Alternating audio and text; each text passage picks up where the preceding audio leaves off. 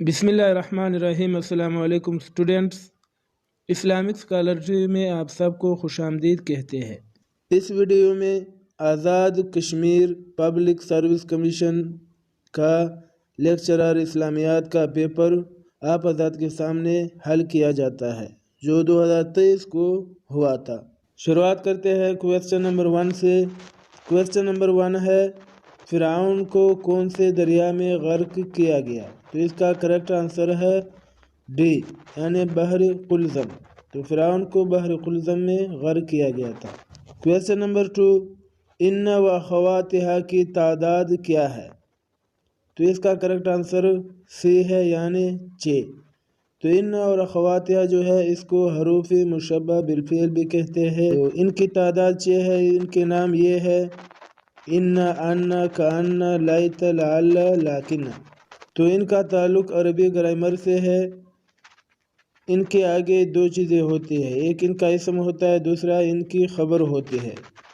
تو ان کا اسم جو ہوتا ہے اس پر زبر آتا ہے جس کو نصب کہتے ہیں، اور ان کی جو خبر ہوتی ہے ان پر رفع آتا ہے جس کو پیش کہتے ہیں۔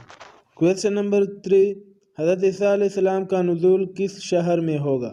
تو اس کا کریکٹ آنسر بی ہے یعنی دمشق کے اندر ہوگا۔ کویسچن نمبر 4، وہ لفظ جس کے معنی و مراد اس طرح واضح ہو کہ بولنے میں معنی بھی سمجھ آ جائے اس کو کیا کہتے ہیں؟ تو اس کا کریکٹ آنسر بی ہے یعنی صریح۔ تو ایسے لفظ کو صریح کہتے ہیں کہ جس کو صرف بولنے سے ہی اس کا معنی سمجھ میں آ جائے۔ کویسچن نمبر 5، الضرورات تبیح المحظورات سے مراد ہے؟ تو اس کا کریکٹ آنسر سی ہے یعنی اشد ضرورت کے وقت بعض ناجائز لیکن ضروری چیزیں جائز ہو جاتی ہیں، یعنی جس وقت کسی کو بہت ضروری حاجت ہو تو اس وقت بعض ناجائز چیزیں بھی جائز ہو جاتی ہیں۔ کویسچن نمبر 6، رمی جمار سے کیا مراد ہے؟ تو اس کا کریکٹ آنسر سی ہے یعنی شیطان کو کنکریاں مارنا۔ کویسچن نمبر 7، قرآن پاک میں اہل بیت کا خطاب کن کو دیا گیا؟ تو اس کا کریکٹ آنسر ڈی ہے یعنی امہات المومنین رضی اللہ تعالی عنہم کو، یعنی نبی اکرم صلی اللہ علیہ وآلہ وسلم کی جو بیویاں ہیں ان کو اہل بیت کا خطاب دیا گیا ہے۔ کویسچن نمبر 8، تحویل قبلہ کا حکم ہجرت کے کتنے ماہ بعد آیا ہے؟ تو اس کا کریکٹ آنسر سی ہے یعنی 17 ماہ بعد تحویل قبلہ کا حکم آیا ہے۔ کویسچن نمبر 9، کس سورت کو قرآن کا دل کہا جاتا ہے؟ تو اس کا کریکٹ آنسر اے ہے یعنی سورہ یاسین کو۔ کویسچن نمبر 10، وہ عورتیں جو دودھ پلانے کی وجہ سے حرام ہو جاتی ہے اسے کیا کہتے ہیں؟